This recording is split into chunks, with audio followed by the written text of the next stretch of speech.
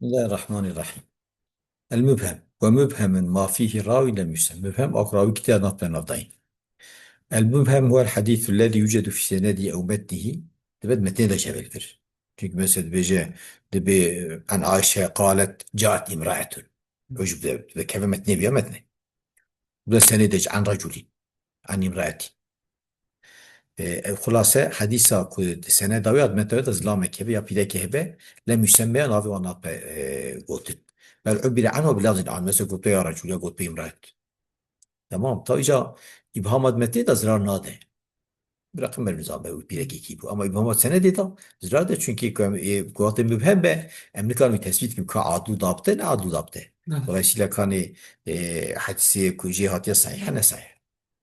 ومن هنا يعلم جبرت أيضا أن الفهم نوعان. النوع الأول يكون يبهم في سند الحديث.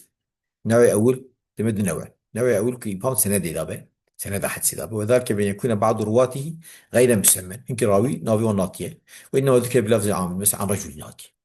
ومثال ما رواه أبو داود من طريق حجاج بن فرافصة حجاج بن فرافصة نفل كذا يعني سنداوي هاتيه أوجي إجا حجاجي عن رجل رجل قدي أوجي عن أبي سلمة أوجي عن أبي هريرة رضي الله عنه عن النبي صلى الله عليه وسلم قال المؤمن غر كريم من غر كريم يعني غير تيخا عندهم يعني صافع انكي يعني يعني نشيطانة ها اساس نك معنى صافع يعني او يعني مؤمن يعني اينيتليه وجاميرا اما منافش خب لئيم تسوي.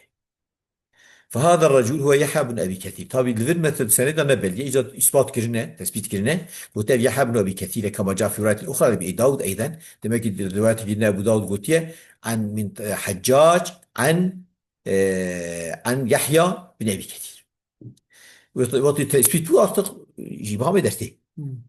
النوع الثاني أن يكون الإبهام في متن الحديث متن ضابط وذلك بأن يقول أصحابي فمن دونه أصحابه إبريوي تبيجي إن رجلا سأل النبي صلى الله عليه وسلم يضي امرأة ونحو ذلك. ومثال ما روى الشيخان من حديث عائشة رضي الله عنها أن امرأة سألت النبي صلى الله عليه وسلم عن غسلها من المحيض بذلك كهذا رسول سؤال كل كاز شاوخ حيدا بشو فأمرها كيف تغتسل جاء رسول جلكو شاوخ بشو قال إذا نافذ جو خذي فرصة بمسك فتطهري بها جو بنشكي مسكي وبيت تميز بك. قالت كيف طيب فعملك الرسول إنك أوجو كنايجو يعني إذا قالت كيف أتطهر بها فعملك الجواز شاق بي أو كن الرسول صلى الله عليه وسلم طبي أوجو يعني في خنبري خداي قال سبحان الله تطهري بها يعني خوي حياة بو يعني قاسي بحياة حياة أن إيه حياة كرس حياة وجه أون زي لبو قال سبحان الله قال في باقش بي وفي أوقاس فاجتذبت إليه حسيت عشان بين فهم كرس طبي أشخنا بيجي لا فاز بيجي حياتك دبي كشان بالخو نقول تتبع بها أثر ذم يعني جي خويني بباقش كده بيجي. أنواع المبهمات شتى مبهمات المبهمات أنواع كثيرة نوع وفرن بعضها أشد إبهاما هيك إبهاما ضواشتية فمنها الرجل والمرأة والابن والبنت والأب والأخ والأخت وابن الأخ وابن الأخت والعم والعمة والخال والخالة خال وخالة يعني خال وخاتي ونحو ذلك فزري وانا عم وعمته ماتوا أبو مات. حكم البهمي تقدم أن البهم نوعان موجود مبهم تقسم. تمام. مم.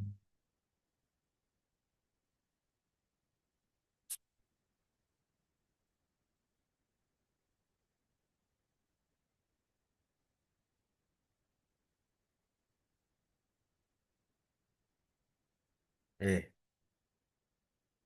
النوع الأول أن يقع الإبهام في متن الحديث نقول يا متن ضابط والثاني أن يقع في سندي ضابط.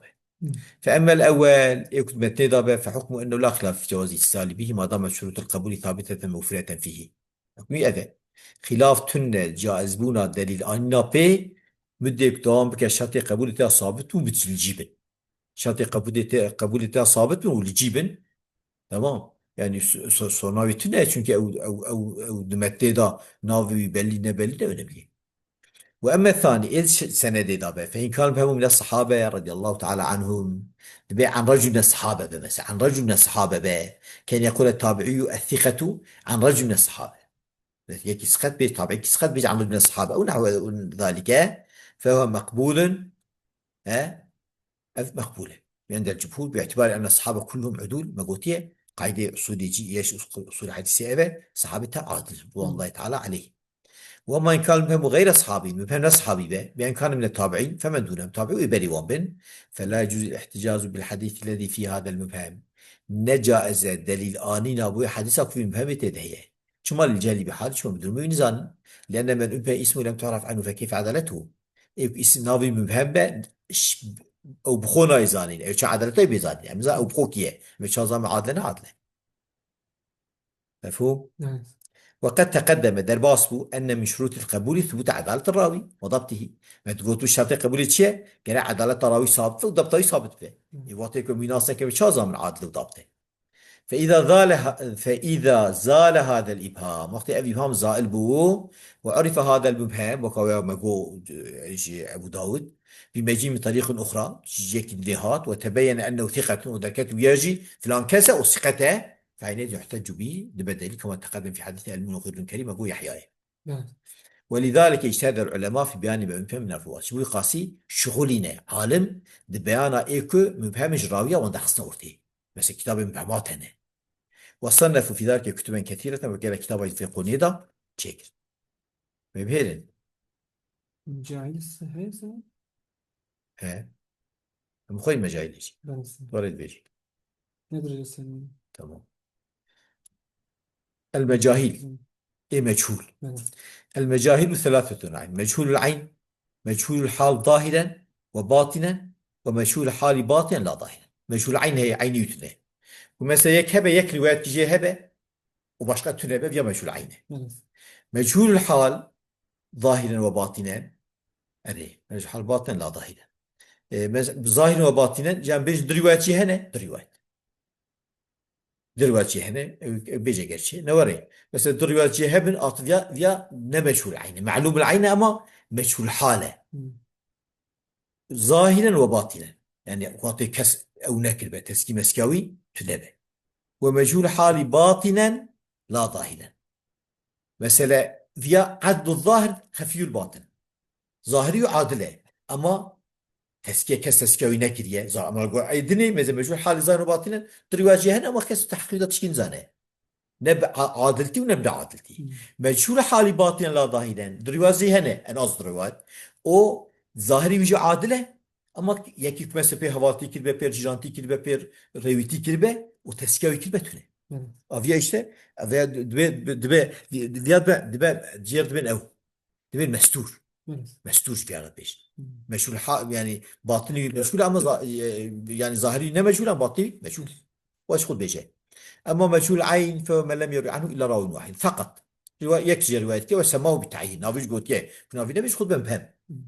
وحكمه أنه مردود الرواية عند أكثر العلماء كم قال لك عالم فيها روايته مردودة نوري شو نايزانيك.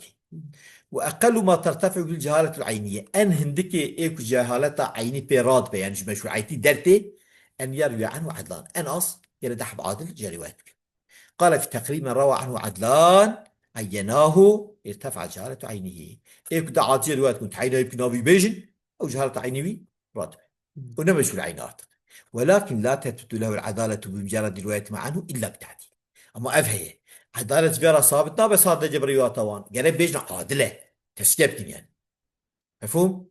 وأما مجهول حالي ظاهرا وباطنا يعني أي من حيث العدالة والجرح، يعني حسيت عدل الجرح هم حالي مجهولة هم ظاهر هم باطن يعني كسنا تعدي نكلي تجريح نكلي مع كوني معروف العين برواية عدلين عنها عيني بلية رواية عدلة هي إيه فحكمه وكسي مثلا أوجي نكلي نوري دعاد جي رواية كرنا ومشروحات ظاهرا وباطنا عليه أما كسي تسكوي نكلي يعني حالي بيجي نايزانين حالي نايزانين يعني ظاهر جي نايزانين فحكمه أنه لا تدخل روايته عند الجماهير الجم جمهوري روايته قبولنا به.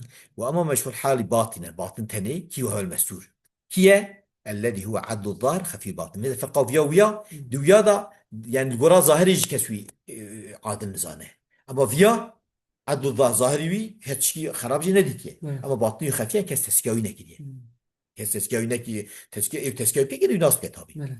ففيه خلاف بين أهل العلم أبيض أهل النوع عليه علمي هذا خلاف تياده هي يعني اليوم بيسكن قبله بعضهم ورده بعضهم كقبلتين كارتكين كما منفصل في كتب الأصول وده هي فمثل جيري قوتيه والمراد بالعدالة الباطنة ما في نفس الأمر يعني عدالة باطن يعني الواقع ده كعادلنا عادلنا نفس Evet. ده من الواقع. Hı. وهي التي ترجع إلى قول المزكين مزاوجي جريه دي وتسكيك البنات يعني هيك رفرنس مش رفرنس بوتديا صالمة. والمراد بالعادة الظاهرة ما يعلم من ظاهر الحال إيش ظاهر الحال قنجة أما المزكي وتنه إذا عد ظاهرة خفي الباطن. Hı.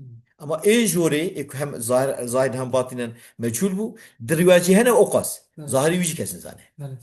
مفهوم؟ Hı. أوقاس بو. Evet. وآخر دعوانا أن الحمد لله رب العالمين.